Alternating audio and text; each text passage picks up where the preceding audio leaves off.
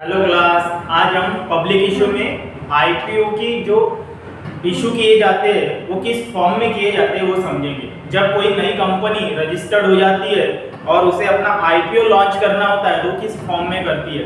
यानी आईपीओ यानी क्या, इनिशियल पब्लिक ऑफर। अब ये इनिशियल पब्लिक ऑफर जब जनरल पब्लिक को दी जाती है तो इसके लिए सबसे पहले अपने शेयर्स की हमें प्राइसिंग करनी पड़ती है, प्राइस बतानी पड़ती है। आईपीओ करने के लिए सबसे पहले हमें सेबी के पास हमें प्रोस्पेक्टस लिस्टेड करना पड़ता है। उसके बाद हमें जानकारी देनी होती है कि हमने कौन सी मर्चेंट बैंक को अपॉइंट किया है, उसके बाद अंडरराइटर कौन है, सिंडिकेट बैंक कौन है। ये सारी प्रोसीजर करने के बाद सबसे इंपॉर्टेंट स्टेज आ जाती है प्राइसिंग। प्राइसिंग यानी होता है जब हमारे शेयर मार्केट में लॉन्च होंगे तो वो किस प्राइस पे होंगे।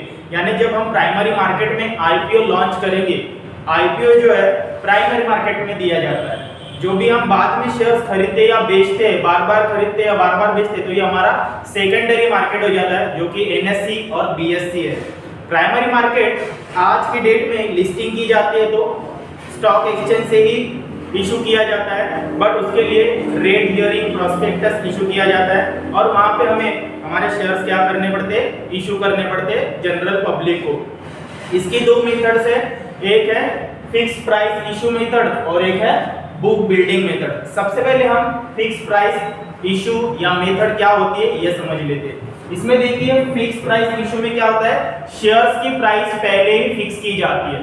प्रोस्पेक्ट रेट हियरिंग प्रोस्पेक्टस जब बनाया जाता है तो जनरल पब्लिक को ऑफर किया जाता है कि हमारा शेयर आप 500 रुपए में या 1000 रुपए में परचेज करें। यानी उस हिसाब से आप शेयर कैपिटल क्या करते हैं, लिस्ट करते हैं। यानी पहले ही प्राइस प्री डिटरमाइन आप क्या कर देते, फिक्स कर देते, जिसमें लिखा है फिक्स प्राइस। फिक्स प्राइस है पहले ही डिसाइड करना। लेकिन इस मेथड से क्या होता है कि शेयर्स परचेस किए जाएंगे, सब्सक्राइब किए जाएंगे या नहीं किए जाएंगे, इसमें थोड़ा प्रॉब्लम रहता है। क्योंकि अगर हमारे कंपनी की प्राइसिंग अच्छे से नहीं हुई, मान लीजिए अगर हमारी कंपनी की प्राइस 100 रुपए होनी चाहिए थी, हमने 200 रुपए कर दी, तो जनरल पब्लिक को ये प्राइस थोड़ी ज्यादा लग सकती है। अब इस प्राइस में थोड़े प्रॉब्लम जाते हैं तो सेबी ये प्राइस रिकमेंडेड नहीं करती। लेकिन आपके सिलेबस में फिक्स प्राइस इशू यानी क्या होता है, देखो under this method issue price of share is mention in the prospectus and investor have to buy share at that price only.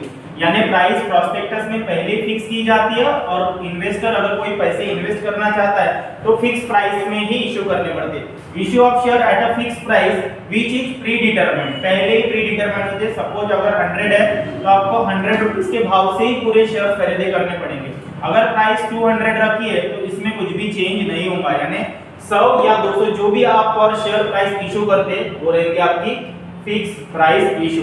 आप लोगों को फिक्स प्राइस अगर समझ में आ गई, अब देखिए थोड़ा book building issue. Book building issue ये मेथड सबसे पॉपुलर है और आज की डेट में सेबी भी इसे रिकमेंडेड करता है। इसके लिए आपको क्या करना पड़ता है, रेट हियरिंग प्रोस्पेक्टस लिस्ट करना पड़ता है सेबी के पास स्टॉक एक्सचेंज में, जहां पे आप एक प्राइस बैंड बताते हैं। प्राइस बैंड यानी क्या होता है, इन बिटवीन। जैसे आप वहां पे एक कम से कम मिनिमम प्राइस बता देंगे जिसको फ्लोअर प्राइस बोला जाता है, और मैक्सिमम प्राइस भी बता दी जाती है जिसको हम क्या प्राइस भी बोलते हैं। फ्लोअर प्राइस यानी क्या होता है, जो मिनिमम प्राइस रहेंगे। सपोज हमें शेयर इशू करना है 450 से 500 के बीच में, तो इसमें 450 हमारी कौन सी प्राइस हो जाएगी, फ्लोअर प्राइस हो जाएगी, और 500 हमारी हो जाएगी क्या प्राइस। अब इसके बीच में जो भी प्राइस आएगी वो रहेगी हमारी कट ऑफ प्राइस। अब इसके बीच में जनरल पब्लिक डिसाइड करेगी कि उन्हें ये शेयर्स कितने रुपए पे खरीदना है। अब वो 450 से कम में भी नहीं खरीद सकते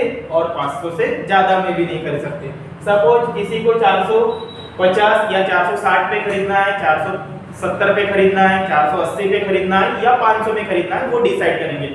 जितनी रिक्वायरमेंट हमें शेयर कैपिटल की रहेंगी उसके बीच में वो क्या की जाती है, प्राइसिंग की जाती है। तो इसमें देखो क्या होता है, बुक बिल्डिंग मेथड में बीडिंग की जाती है। क्या की जाती है, बीडिंग। बीडिंग यानी बोली लगाना, ऑप्शन प्राइस जैसा होता है, जिसमें कंपनी अपने तरफ से कुछ प्राइसेस बता देती है जनरल पब्लिक को, जो कि इन बिटवीन रहती है। 450 से लेके 500 रुपए तक रह सकती है। अब उसमें से क्या करना है जनरल पब्लिक डिसाइड करेगी। तो देखो इसका मेथड क्या होता है, इसको दूसरा नाम प्राइस डिस्कवर मैकेनिज्म भी बोलते हैं। यानी जनरल पब्लिक ही डिसाइड करती है कि हमारे कंपनी के शेयर वो किस भाव में खरीदे। So under this method issue price is determined by a bidding process। इसमें एक बिडिंग प्रोसेस होती है जो कि 3 से 5 दिन 7 दिन तक चलती है। The investor are given price band, इसमें एक प्राइस बैंड दिया जाता है, जैसे हमने बताया कि 450 से लेके 500 रुपए तक ये हमारा प्राइस बैंड रहेगा, and are asked to bid at a price within band, और इसके बीच की प्राइस आपको क्या करनी होती है, डिसाइड करनी होती है। This way company arrive at the price at which will sell to share, और फिर उस कंपनी के शेयर किस प्राइस पे बेचना है ये कंपनी डिसाइड करती है, जिसमें सबसे ज्यादा बोली लगेगी, जिसमें सबसे ज्यादा बिडिंग होगी जो प्राइस पे, और अगर हमारा कैपिटल उतना कलेक्ट हो जाता है उस प्राइस पे, तो उस प्राइस को वो कट ऑफ प्राइस करके डिक्लेयर करती है, और उस प्राइस पे शेयर्स क्या किए जाते हैं, लिस्टेड किए जाते हैं एनएससी या बीएससी में। बाद में हमेशा के लिए वो उसकी बिडिंग प्राइस हो जाती है कट ऑफ प्राइस। तो देखिए सबसे पहले यहाँ पे क्या करना पड़ता है, प्रॉस्पेक्टस के में बैंड प्राइस बैंड आपको बताना पड़ता है कि आपको कौन से प्राइस पे वो शेयर इशू करने। कंपनी का वैल्यूएशन हर प्रकार से किया जाता है, उसमें मर्चेंट बैंकर भी हिस्सा लेते हैं, सिंडिकेट बैंक भी हिस्सा लेते हैं, और वो सब पहले डिमांड एनालिसिस करते हैं कि मार्केट में इस कंपनी की रेपुटेशन क्या है, इसका प्रोडक्ट क्या है, इसमें कितनी ग्रोथ हो सकती है, उस हिसाब से फिर उस शेयर की क्या की जाती है, प्राइसिंग की जाती है कंपेयर टू अदर कंपनी। तो हर कंपनी को ये मेथड बहुत इंपॉर्टेंट हो जाती है, जिससे उन्हें अपने कंपनी का वैल्यूएशन करने में आसानी हो जाती है। तो इसमें पहले प्राइस बैंड पता किया जाता है, फिर इसमें इशू ओपनिंग की डेट बतानी पड़ती है कि हमारा इशू कब होने वाला है, इसके लिए प्रॉस्पेक्टस से एडवर्टाइजिंग की जाती है। अब तो इलेक्ट्रॉनिक मीडिया है तो फटाफट मार्केटिंग हो जाती है। इशू ओपन कब हो रहा है, देन इशू क्लोज कब हो रहा है, तो नॉर्मली 5 डेज का इसमें सेबी की तरफ से बताया जाता है कि 5 दिन तक आप अपने शेयर्स की क्या कर सकते हैं, बिडिंग कर सकते हैं। फिर आप देखते हैं कि 5 दिन में कौन सी प्राइस पे लोगों ने सबसे ज्यादा डिमांड की है शेयर्स की, फिर इसकी लिस्टिंग की जाती है एनएससी और बीएससी में। जब इशू क्लोज हो जाएगा उसके बाद 3 दिन में इसका क्या किया जाता है, लिस्टिंग की जाती है एनएससी और बीएससी में, फिर आप इसके शेयर्स सेकेंडरी मार्केट से भी खरीद सकते हैं।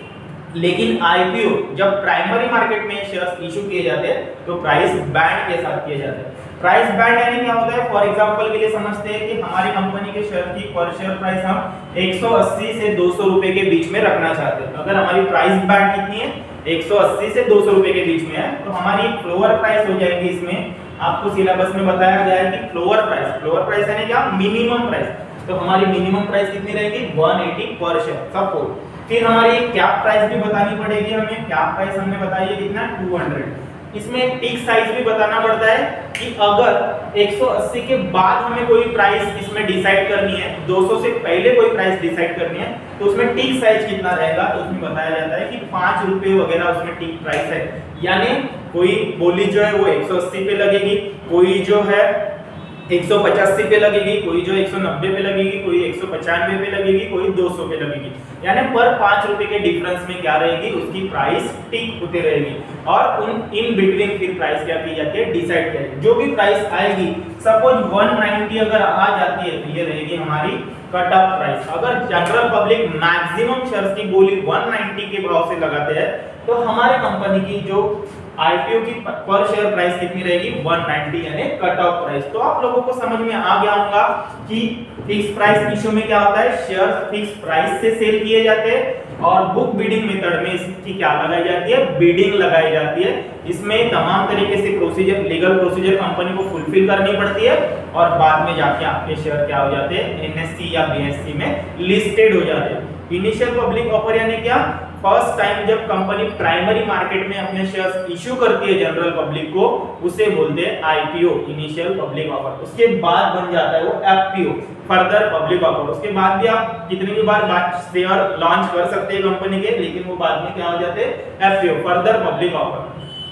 आईपीओ जब लाया जाता है तो उसे प्राइमरी मार्केट से लाया जाता है, और एफपीओ जब लाया जाता है तो वो सेकेंडरी मार्केट भी हो सकता है। तो आप समझ सकते हैं कि प्राइस बैंड कैसे रहता है, फ्लोअर प्राइस यानी क्या होती है, कैप प्राइस यानी क्या होती है, टिक प्राइस और कट ऑफ प्राइस। उम्मीद है आप लोगों को ये वीडियो समझ में आ गया होगा, तो इसे लाइक जरूर कर दीजिए। Thanks for watching.